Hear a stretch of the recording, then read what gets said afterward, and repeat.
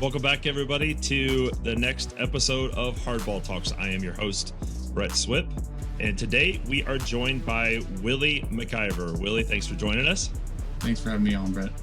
Just a quick introduction of Willie. Willie is born and raised in Pleasant Hill, California. So we got a little Midwest conversation going all the way out to the West Coast. So Willie attended the University of Washington, played baseball there.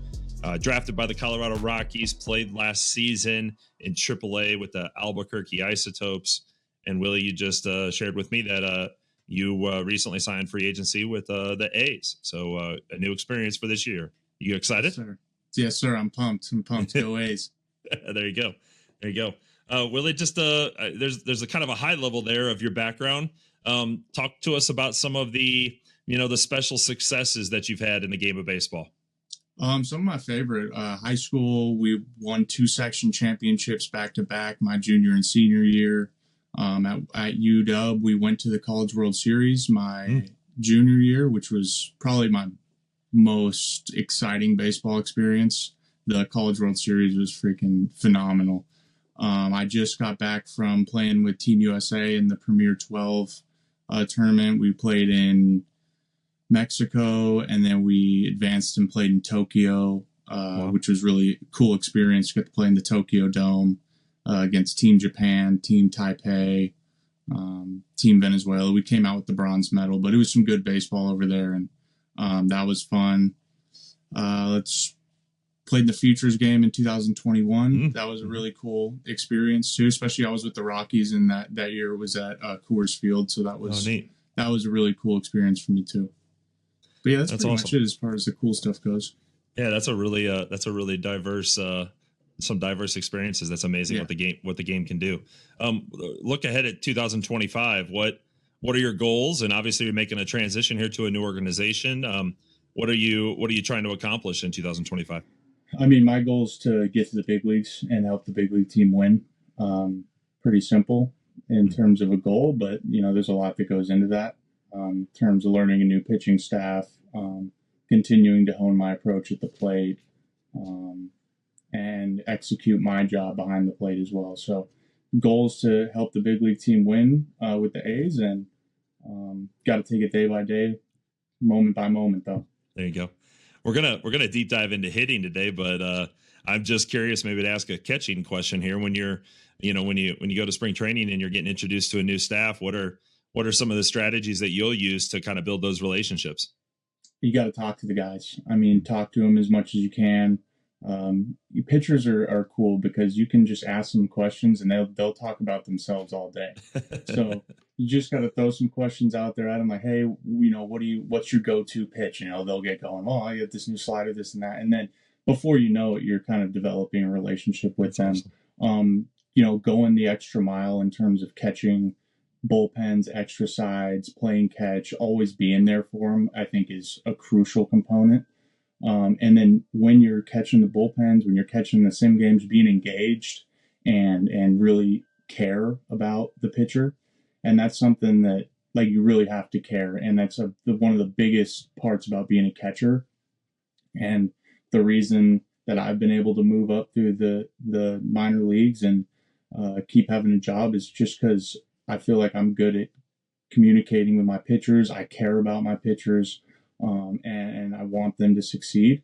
And that's something that as a catcher, I think is super important, especially if you're trying to learn a new staff. You really have to be selfless, almost like a servant mentality to those guys. And that's awesome. That's why you gotta love to catch. And fortunately for me, it's I always have, so it makes the job fun.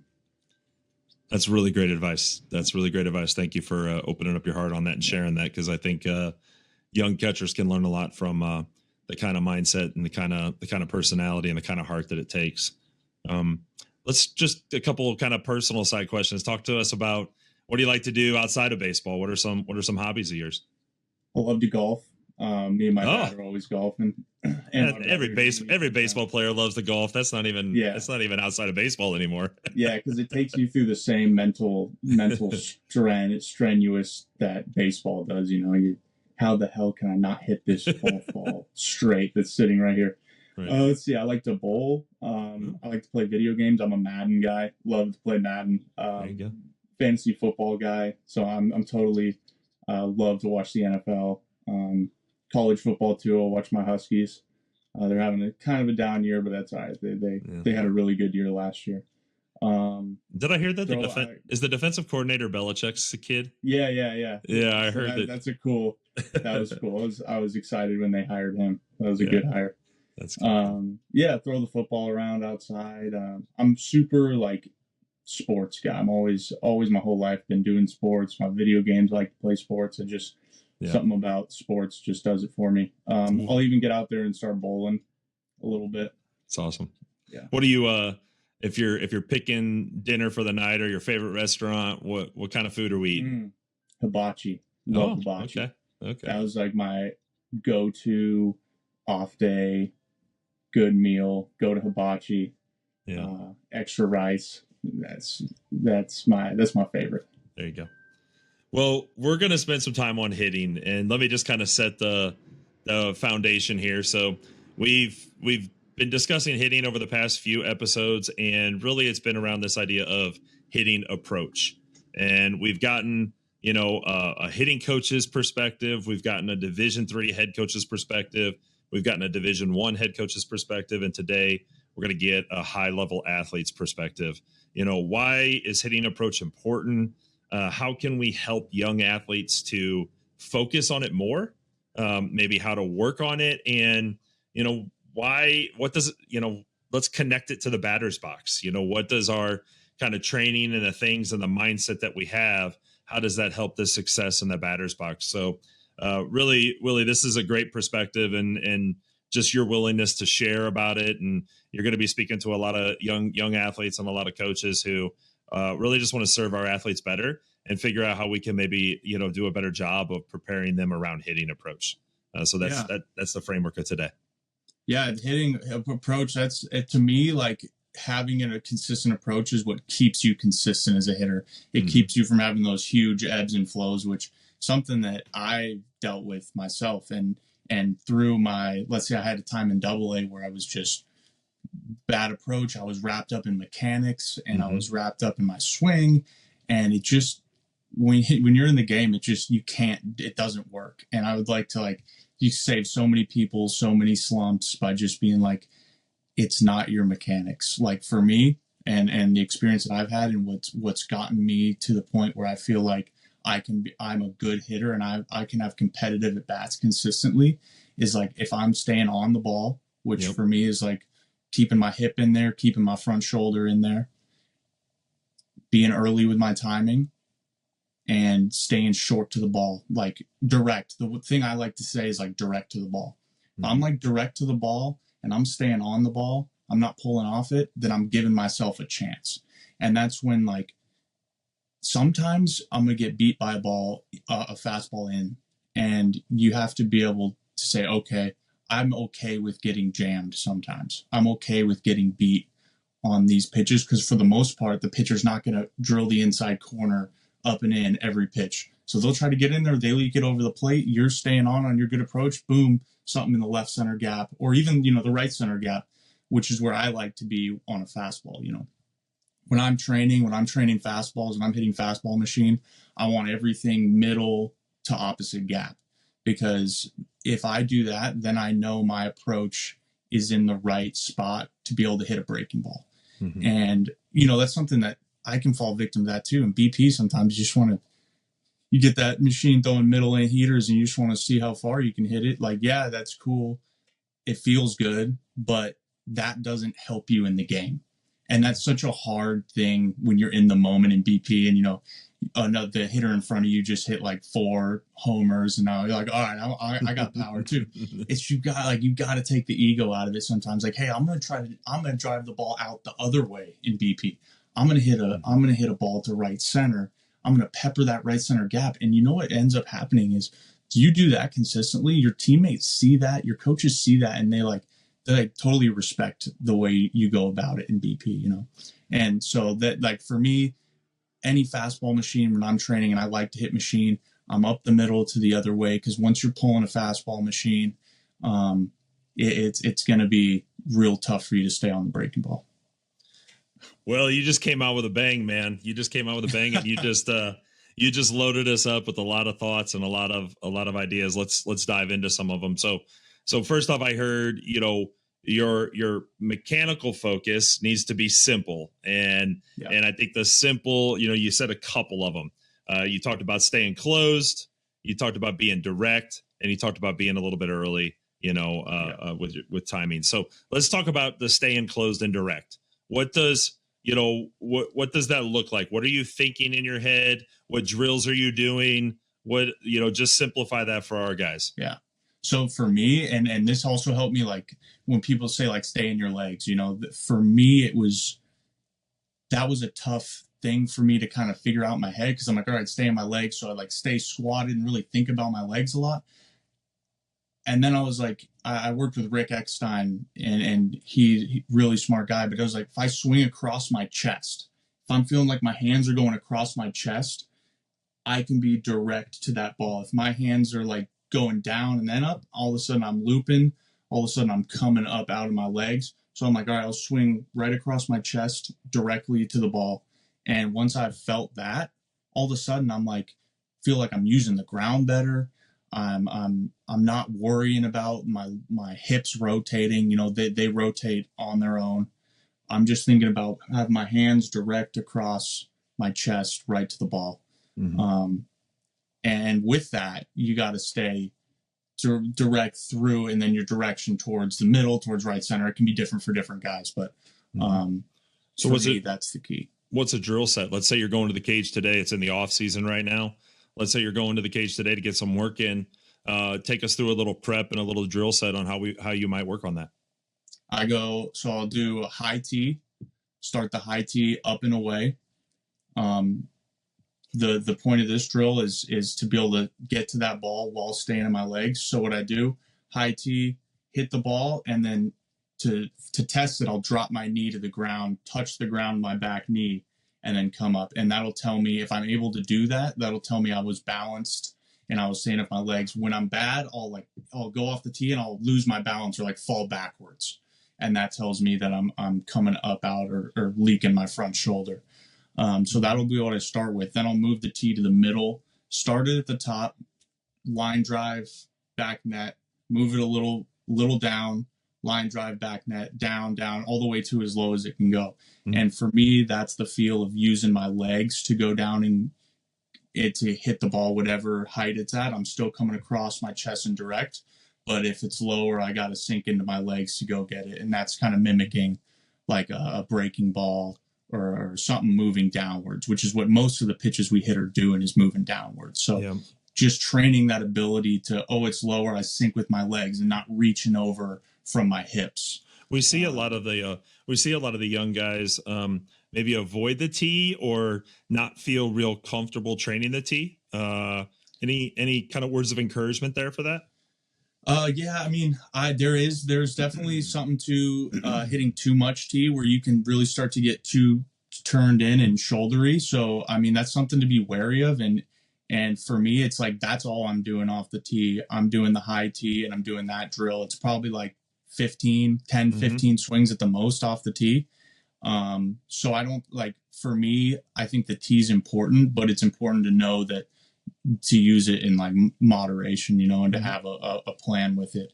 I am a big fan of like either flips or like little dart throws. I started to do the darts this year, and I like those where the coach is like standing up, or he could be on the bucket too, but it gives you that angle, which for me helped me like with my game approach. You got to stay a little shorter. You got to be a little more direct, a little more on top. Whereas a flip, I can kind of get away with some stuff if I'm not super locked in, which that's a whole nother conversation. Yeah. But yeah, the little bit of tee, go to the darts or the flips, and again, working line drives. So let's go into, you kind of had a little setup there around the mindset, locked in, the focus, the motivation. It's a random day in December, and how do you get yourself locked in and motivated when you're rolling up to the cage? Yeah, and you know what the thing is that's the difference between the really good players and the guys who aren't don't have as much success. It's not even like the talent. It's like when I'm working, how much does each rep matter to me? Like you can't go through the motions. I had this really great talk with Rich Hill, who was on my Premier 12 team with Team USA, and I tried to pick his brain because obviously the guy's been pitching the big leagues for 20 years. So he said you have to treat staying in the moment is treating every single pitch, every single rep like it's game 7 of the World Series. Like this is the only thing in the world that matters. Mm-hmm. And for me, what he showed it in his bullpens, like he would throw his bullpens like game 7, he's pissed off if he misses a pitch, a location. Like he doesn't just get up on the mound and just throw 20, No, he's locked in. He's hitting spots every single pitch. That's all he cared about in the whole world. And I'm like, okay, now I'm understanding what staying in the moment means. Mm-hmm. And I'm like, okay, you have to do that in December. That's when because you can't not work on it and then show up in a game and expect to be able to stay in the moment when that's when it's the hardest to stay in the moment. That's when your mind can be going a million miles an hour with results, coaches, scouts, blah, blah, blah. So if you're not locked in the cage every single rep, like this is the only thing in the world that matters. I'm working my breath. I'm working my game routine. I'm pretending this is all that matters. If you don't do that in your work, it's not going to translate to the game. That's awesome. That's awesome. Let's go down. You talked about really an important focus on timing, and timing is a really big word that's got a lot of different, maybe break-offs from it. Simplify it for us. When you're thinking timing, what when you're in a good space, what's going on with timing? For me, timing early, like almost like weirdly early. Like when I'm working, it's like try to feel like you're too early. Try early and low effort for me in the load. Like the way that I can be early and not be jumpy is if my early load is I like to call it like soft. It's soft. Like I'm not pressing super hard. It's just early and nice and easy and early. And when I'm really locked in, I'm just getting ready super early, being easy with that. I'll think like 70%. That's like a percentage that works for me. Or sometimes I'll even tone it down. Like sometimes I got to be like, all right, 25%, like in my load. And that kind of just, for me, it was almost like effort level lower mentally. Not like I'm swinging less hard. everything's less effort. Early, boom, simple as that for me. Yeah, the early load concept. I think that's recently we were showing some videos to some high school athletes and kind of comparing when they start their movements versus when older guys or more controlled guys start their movements. And wow, there was a big gap between how late the load and the early rhythm was being started by the high school guys and how early that load was being started by the big leaguers. Yeah, and I think you can even look at a big leaguer who had a slump, and then when he's hot, and I think you'll see similar differences where they're just starting late, or sometimes if you're there is part of it that has to go with, like you talked about, body control. Like you have to be able to put yourself in a position to be able to hold that early load, and that is a little bit of a mechanical thing, but that's something that you feel out in the cage. You work on it in the off season, and it's like there's a lot of drills you can do to practice just that control, like not even holding, just like controlling that load within your own body, and that's an important thing for sure. I wrote down the phrase low effort, and you use the word soft. Bill Courage was a coach. He coaches a Division III program around here, one of the winningest coaches around here. And he talked about, he tries to help athletes understand control before violence, and he really tries to help that mindset of slowing everything down, softening everything up. Talk to us a little bit about that low effort that you're referencing. Yeah. So you gotta trust that your body's gonna make that explosive move it needs to make. You don't need to try to do that. And that's something that I also talk about. Like sometimes it's almost like I gotta try to like not try and like just don't try, just easy, nice, boom, I'm not even trying. And then I'm like, dude, it's flowing.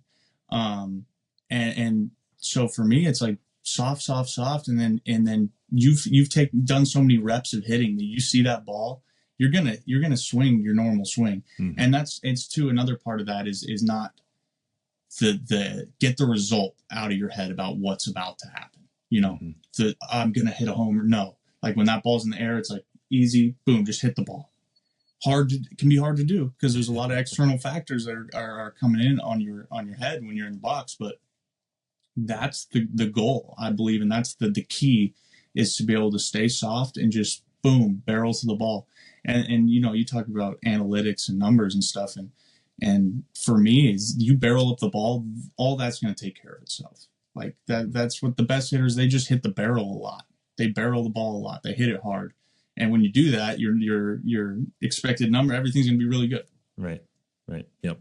I think that, we work really hard to train young athletes, but we can overcomplicate it and we can get away from that. And that's a good reminder to all of us, coaches and athletes, to keep it focused on the barrel. Let's talk about you again. You keep giving us good nuggets here. Talked about the ego, and you kind of talked about the BP and the machine, and how if the ego, you take an ego into the BP and the machine, it can be detrimental and it doesn't translate to the game per se. Talk to us about your great BP sessions. Talk to us about your great machine sessions, and how do you connect those to production on the field? Yeah, for me, and it's, again, during a season, it can be a daily thing, like I have a different cue today that's going to keep me direct, and maybe, I need to feel something specific, but that's all. For me, if I'm direct, I can load early and let the ball travel, almost like I'm waiting on a fastball. That's something that we like to say, like I'm waiting on a fastball. So on that fastball machine, I load early, I'm waiting for it. And then as much as I can let it travel, I want to try to let it travel, because in the game, the more you can let the ball travel, the better you're going to be in terms of, laying off tough pitches. And then wait, boom, direct. But, that can be, there's another part of that where it's like, if you're in the game and you're trying to see, it doesn't work. So there's a happy medium there where, I want to see the ball deep, but I'm not trying to see it. I know I'm going to see it. I'm staying on it. I'm just being short to it. And that's, for me, the best BP session. But sometimes, that machine leaks a fastball, middle in or inside corner. That's the one for me that goes in the left center gap. Or, if you're pull hooking that, obviously you're going to do that, but that just means you're coming off it a little bit, right? If you stay on that fastball, it gets the inside corner, and in BP, when it's a fastball, you can drive it in the left center gap. To me, that's when you're locked in and you're able. And another thing that helps me with that, if I'm able in my BP to hit a line drive through the 4-hole whenever I want, that's when I know my swing's where it needs to be. Wow. That's awesome. Yeah. That's a good cue there. That's a good thing to keep an eye on. Talk about your, I'm standing behind the turtle watching your BP. What does Willie MacIver's BP look like? It should look like a lot of deep right center gap, either line drives or deep fly balls to right center. But it should be perfect world for me. I'm hitting line drives right over the second baseman's head. The miss for that would be like a deep fly ball to right center. Basically want to just pepper that right center gap as much as possible. And obviously, without, a problem some guys can have is if they're trying to force the ball to an area. Like if I'm trying to force the ball to right center and the ball leaks in a little bit, then I can kind of start trying to fillet it over there. You don't want to do that. So my mental, I'm thinking right center, the ball's middle. Maybe I middle in, maybe I hit it to left center, maybe I hit it to dead center. But you want to be gap to gap with my mentality being right center, and then letting my reaction to the pitch take me to the left center gap. Let's talk about production.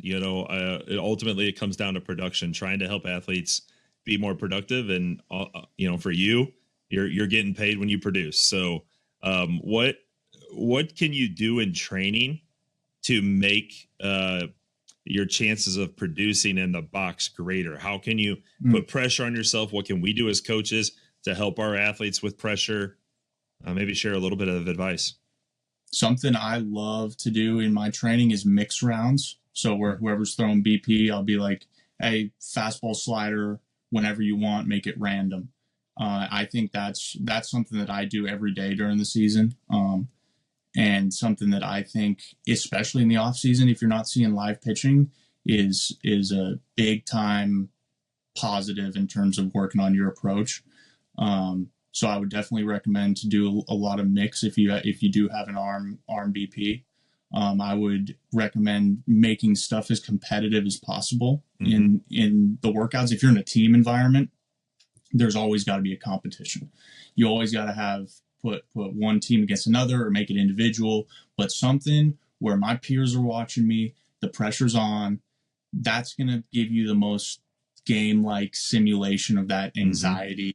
That is really kind of what we're battling with as hitters a lot in the box, is how do we stay calm in these big moments? How do we stay calm and during a big game, or honestly any game? Because a lot of us hitters, every at bat's a big at bat. Every at bat's the thing. So you're gonna have some nerves in there, and being able to simulate that in practice as much as possible. Whether that be base hit competition rounds or simulated game, or and then there's prizes. I think it's important to have super positive reinforcement when someone does do a good job, when they do get a runner over, even if it's in simulate. All right, we got a runner on second, nobody out this round, I'm gonna throw you a mixed round. Yep. Runner on second, nobody out. That's the type of stuff that's actually going to get guys better. All right, so I could be fastball, slider, changeup. You got to make sure you get that guy from second to third. Now, whether that be line drive, ground ball the other way, shoot, if kids really get into it, you can throw a bunt down, but obviously that's not 100% what you're working on. But hey, whatever. Sometimes it's like whatever it takes to get the job done. That's right. Let's go down. You said a phrase about training things that are hard. Making it difficult. Darren Hendrickson, St. Louis University's coach in one of the recent podcasts, said, you need to train the things that you need to get better at. Don't just train the things you're good at. I think that's a good piece of advice for young guys. They get to the cage and they want to work on the comfortable stuff. Yeah. And it's not always fun to get uncomfortable. Give the guys some encouragement on that. If in your training you're not failing, you're not going to get better. And I totally understand. Like, it's fun. You love going in the cage and just barreling up a bunch of stuff and hitting a nice easy fastball or a nice hanging breaking ball. But there's a time and place for that, but there's also, I think, a majority of your work needs to be challenged. You need to be able to go through failures in your work. You need to be able to get a little pissed off when you're working, because that's kind of how it's going to be in the game. And then you need to make those adjustments. And that's what hitting is a game of adjustments. So what we used to do with the Rockies that I really liked, and I've seen a lot of guys do it, is it's called the ladder drill on a fastball machine, where you start you can either start at the back or the front. So you have like 5 plates, each of them gets closer to the machine. So you work your way up to that front plate, and now you're seeing, like 120, right? And you got to figure out a way to get that barrel to it, take a step back. Now your timing's different every pitch. You're having to adjust timing, adjust rhythm. And that's a hard part about hitting. So that's a drill that I love to do in terms of just challenging yourself off velo. And then you get back to the regular plate, all of a sudden that 90-91's looking pretty slow. And that's the point. It's like we train hard stuff so the regular stuff we see looks easier. Yeah. And if you're not doing that, if you're not seeing nasty sliders on the machine, if you're not trying to make it as hard as you can on yourself, you're not going to get as much out of it as you could. Yeah. That's great. So we're kind of let's go to the games now. And so you took us through, some workouts, some things we focus on, how to keep it simple, how to, get the BP in the machine to translate to production. Let's go to games, and you had a great little segue there of the making adjustments. That's the separator, that's who separates really the guys that stay in the lineup and avoid a little bit of the slumps, and guys that, have such up and down. What do you mean when you say that it's a game of adjustments? What does that mean to Willie? So for me, like, let's just give an example. If I go at my first at bat and I chase 2 sliders in the dirt, and then take a fastball. I'm like, all right, now my adjustment is, look, hey, maybe I need to raise my sights a little bit. That's just an example. So where, okay, but if I go in with the same approach where I'm like, okay, I'm just going to do the same thing. I'm going to have the same result. I'm going to swing and miss because he knows he's going to throw another slider in the dirt. He's like, he just chased 2. He's going to throw another one. Slider in the dirt. I chase it again. I'm not making an adjustment. I got to move my eyes up. I got to do something to throw off or to change what the pitcher's seeing, what the other team's seeing. And you can go a lot of ways with that. If I pull hook a ground ball, it could go from pitch to pitch too. If I get a fastball and I yank it, I'm way early. I hit it left in the dugout. Now I'm like, okay, I need to make that adjustment right here because if I don't stay on this next one, now that they see that, they're going to go slider. You don't make that adjustment right away, you're going to put yourself in a hole. Yep, that instant adjustment. I love that. That's don't wait. Don't give up an at bat. Don't give up your up your at bat. Make that quick adjustment. I love talking hitting to catchers because I think catchers that when you talk hitting, you're always looking at it as a lens of what is the other team seeing. You made that comment that I got to change what the other team saw because know that your pitch calls are coming off of what they see.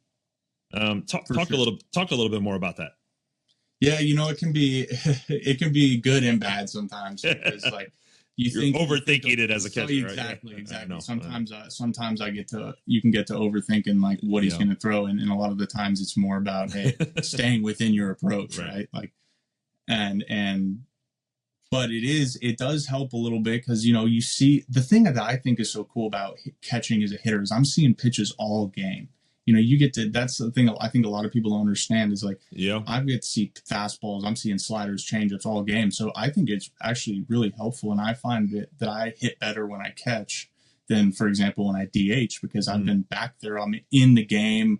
My eyes are sped up to the game. I'm seeing pitches all the time. But in terms of like thinking as a catcher when I'm hitting, it can help sometimes. Like you can get some feel stuff, whereas a lot of the times I see a guy throw a really bad slider.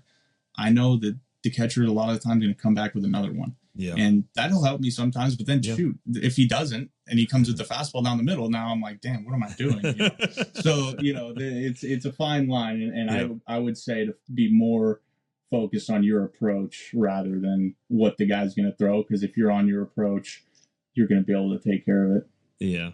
What are some other things that you see as a catcher that hitters put off? I heard a coach say, like, if you watch the game, the answers to the test are actually there, right? You can learn the answers to the test. What are things that hitters do that help you as a catcher call games that maybe we can learn from, to try to minimize as hitters? Yeah, I mean, I would say like a lot of it is reading a guy's swing. And that can be, it takes a lot of experience to kind of like understand that. But like if I see a guy take a swing on a breaking ball first pitch where it's like he swung out of hand, I'm like, okay, this guy's obviously trying to cheat to a heater. So now I'm going to call breaking ball until you prove that you're not going to just cheat to the heater, right? If I see a guy, like I made an example, if we throw an inside heater and I see you pull it into the dugout hard, I'm like, okay, he's getting to that, but what does that mean? You can't get to everything, right? So you got to give something up to get to that. Now that's the outer up part of the plate. So now I'm like, okay, I'm gonna hammer him sliders away, fastballs away. That same token, if I'm throwing if I throw a slider in, like, I don't know, a 0-2, let's just say we're an 0-2 count, we throw a slider and you just easy take it. Now I'm like, okay, this guy's he's sitting soft, or his timing is for something soft, and now I'm going to try to bust something hard in on you, and just based off of how you took that last pitch. Yeah. If you took it, you almost swung, you had to hold up. Maybe now I might be in a little different spot where I'm like, okay, I might try that one again. But if it's like a slider statue take, now I know you were sitting on that slider. Yeah. And that's where the cat and mouse game can kind of get going with hitters and catchers, because then the more veteran hitters they'll take that 0-2 easy and like, all right, now you're throwing a fastball in. And so it can be fun, but a lot of it is honestly like hitters' body language. And you can see that if you're playing shortstop, second base, you can see that. You can see if a guy's front shoulders leaking early. You even have a better view, I think, in the middle of the infield or even the outfield. And if you're just paying attention, a lot of it's just paying attention, because it's so easy to just not, especially when you're out in the field. I played third base in college, so I get it too, and shortstop in high school. So you're out there, you just punched out, you're pissed off, you're thinking about your at bat, something you might not think about, but it's like, hey, it goes back to the saying in the moment, like, how can I help the team win now? Pay attention to what the hitter's doing. He's going to tell you. You just look at his swing, he will tell you exactly what he's trying to do. Mm-hmm. Wow.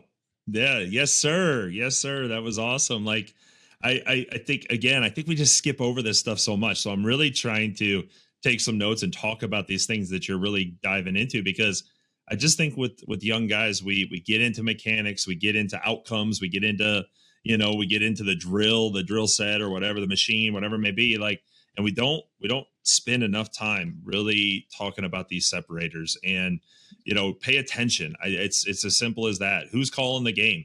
What information am I putting out? What's my body language showing? What did that take look like? What my take led to the next pitch. And so if I understand that, it's kind of my own cheat code, right? And it's my own cheat. If I'm willing to not have an ego about it, not get pissed off because I swung at a bad pitch, but instead just use that as my cheat code, I really feel like guys could get a leg up on pitch recognition and can get a leg up on, making that adjustment. For sure. And it's just like, it's like a feel for the game, Yeah. Like, and it's something that comes with experience, but too, if you can be aware, it can expedite that learning curve a little bit. And I really think that's super important for hitters. And I just think, like, I've been such a victim in my own career of the mechanics and the ego and all that stuff, is why I feel like I'm so pro, like, simplifying everything, is because I've been there. I've tried it. I've tried you name it, the swing, the drill. I've done it. I've tried it all. My number one advice would be, don't train in the game. The game is not training. You train, you do your drills. The game is 100% its own entity, and you have to trust what you were doing. Like, an example, like, okay, I was feeling like, I don't know, like, I was feeling this with my hips, I was feeling this with my hands in the cage, and I was smacking the ball in BP. It was good. Now I have to do this in the game to hit the ball well. And that's why I feel like so many guys, you'll have a good BP and then a bad game, because you do these things in BP and you're like, okay, in order to hit well, I have to do it like this, which could not be further from the truth. And sometimes bad BP, guys, a lot of the time, bad BP, great game, because like, what, screw it. Yep. Whatever. Like, I just don't have today. Boom, 3 hits. To me, it comes down again to being able to lean back on your approach and your routine. If you can lean on that when you're not feeling good, and when you're going into any game, all that matters is your routine. All that matters is my approach. And what I've got going on, I'm going to bring that same thing every single bat, stay in the moment. And that's really, like, if that's how you get the results out of your head, because you have to be so wrapped up in your own approach and your own routine that stuff doesn't matter anymore. All that matters is how I'm approaching this pitch right now. So let's go back now. Let's go back to high school, college. You're obviously, Willie, a special athlete, right? You're one of the top 1%. You've gotten to this level, and let's look back in high school. Why were you one of the top 1%? What made up the, what was the makeup? What were your separators that gave you those opportunities to get to Washington and get to the bigs? I worked my butt off in high school. I was hitting. Me and Trevor Larnick was like my best friend, one of my best friends growing up. He's at the Twins in the big leagues right now. Me and him went to the same high school.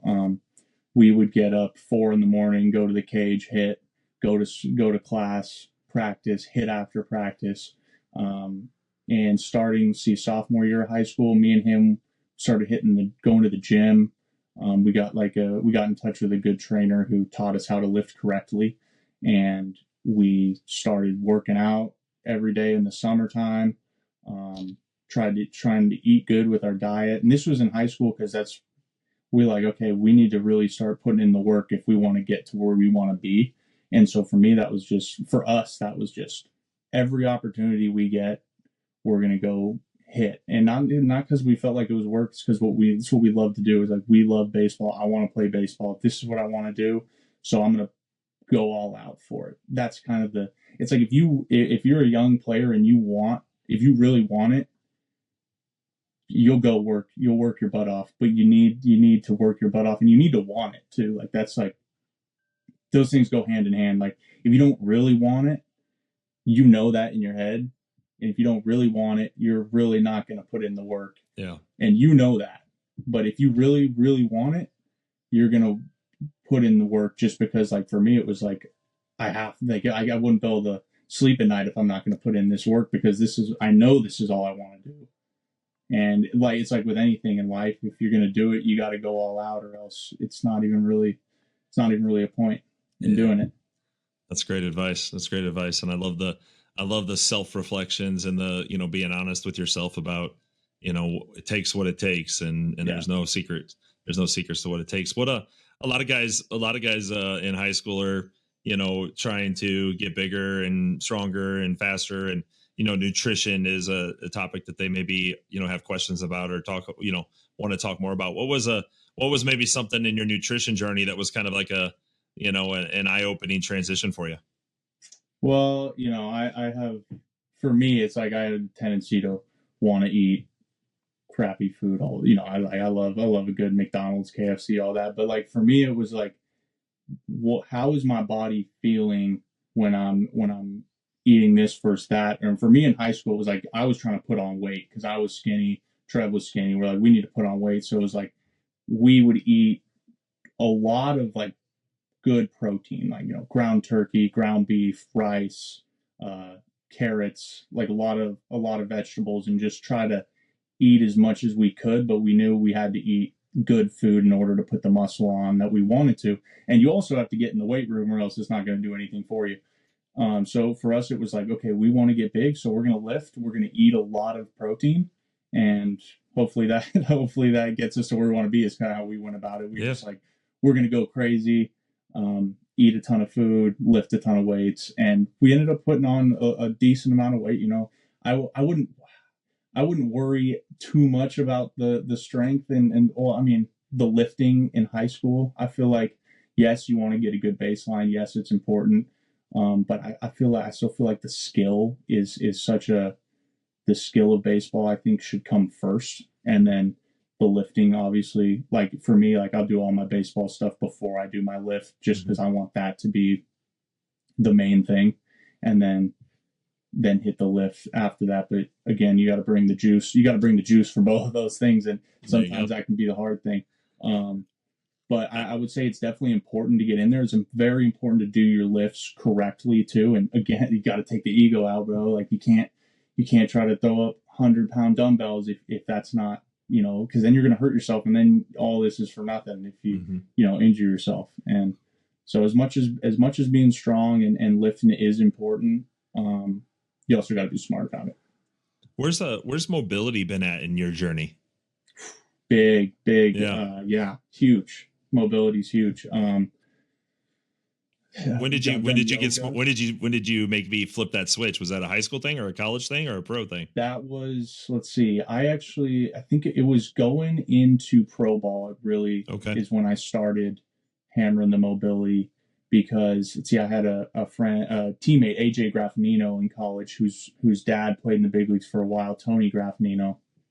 And so Tony's advice to me was, hey, I started doing yoga in my career, and it helped me last like a lot longer in my career. And I was like, why wouldn't I try that? So I tried yoga, and loved yoga. I just recently started doing Pilates, which is another one, kind of the strength mobility mix, which is honestly the perfect thing for baseball players. It's like, we need our joints to be stable. We need to be strong in the core. We need to be able to move quick, And so those two things have really been helpful. Obviously, once I got to the Rockies, they have mobility options galore, hip cars, 90-90s, like we call them pails and rails, where it's like 90-90s, but you go real hard into them to open up that space in the hips. Shoulder mobility is huge too. Whether that be like a dowel going over back, stretching your front of your shoulder on a door. But super important, especially when you're lifting, especially when you're getting strong. Like me and Trev both dealt with some injuries when we were in high school. I see he had a shoulder thing. I had to pull the groin a couple times because we were lifting. We weren't stretching at all. So we were just building all this muscle. And then we didn't really know that you build the muscle, you don't do the mobility, something's going to give. Luckily, it could have been worse, but I would definitely advise stretching or joint mobility, hips, hip mobility too for hitting and throwing is really important. You get the hip separation a little more, it can give you a little more juice, a little more velo. So super important. Yeah. There's one last thing that I want to hit on that you mentioned, and I'm hoping all the listeners caught it. But in high school, you were a shortstop, and in college, you were a third baseman, and now you're a catcher. Boy, there's a journey there, and I think there's a lot of things for young athletes to learn in that. What would you share on that about? I've always been a catcher mentally. Okay. I've been a catcher since I was 12 in my mind. But It seemed that my team would always need someone to play shortstop, and I could play shortstop. I could play pretty good infield. So I ended up doing that. But before high school, I almost played like all shortstop, but I was like, I want to be a catcher. I want to be a catcher. And get to high school, I'm like, I want to be a catcher. I want to be a catcher.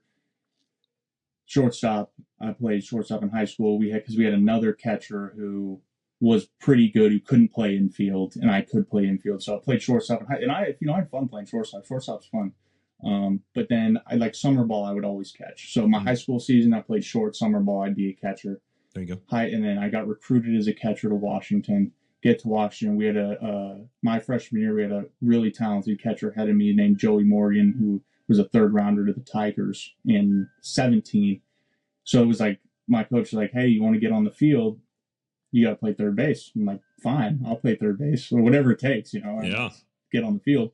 So I had to do that. Getting to a college level third baseman was a ton of work, and it was hard. And then I was also doing my catching stuff after practice with at the time we had Tanner Swanson, who's had a great career. So he's with the Yankees in the big leagues right now as a catching coach. So Swanee's the man. He was really good with helping me, especially because I had to do the whole practice at third base and then go, and he would stay after practice with me to do the catching drills. So then I'd go off to like summer ball in college and I would catch. I'd be like, I'm a catcher. And so I got kind of seen by scouts as a catcher. Then I'd go back to college, and my junior year I ended up, because Joey got drafted, my junior year I ended up hurting my hamate and my wrist cartilage, had to get surgery, missed a bunch of the year. Our third baseman got hurt.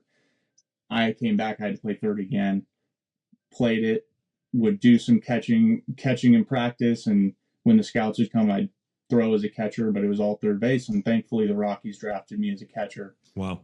And when I got to rookie ball, they said, you're not playing third at all, you're only catching. I was like, finally.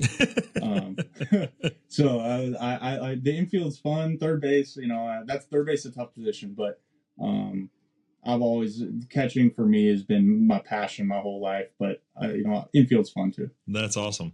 Wow. That's a great journey there. Thank you for sharing that. And I think that's a testament of just, learn the game and be flexible and find your way, figure out how to get on the field. That's what you did. That's the name of the game, man. Especially it's competitive, There's a lot of good players out there. So it's the little things that are able to separate you, because you're not just going to go out talent everybody. Yeah. There's maybe 1 in 10 million who can do that. So for almost all of us, it's like, who does the little things better? And that's what gets you on the field in college. And you get on the field in college, you get on the field in high school is the only way you're going to get on the field in college, and get on the field in college is the only way you're going to get drafted. So, in order to do that, you have to be really good at a lot of things. You have to be a good baseball player. Well, Willie, your energy is incredible. Your value system is incredible. And, Willie MacIver. I hope everybody here in the Midwest looks him up, follows him in the A's this year. You were super generous in this time and just your experiences and sharing it with everybody else. Can't thank you enough, man. What's on the docket for the rest of the day? Have you got your training in yet today, or are you headed? No, I'm going to the weight room today. Okay. And I see I'm going to start hitting again in a week or so, because my season ran super late. So I was just taking a few weeks off hitting right now. So good time to get in the weight room. I've got some Pilates going on Saturday. So getting the body right now. Awesome. Willie, it was awesome to talk to you and learn a lot about your journey and how you've gotten to this spot. And I know everybody's going to enjoy everything you shared. So thank you very much. Thanks, Brett. Appreciate it. All right, everybody. Thank you for tuning in to Hardball Talks, and we look forward to sharing the next one with you.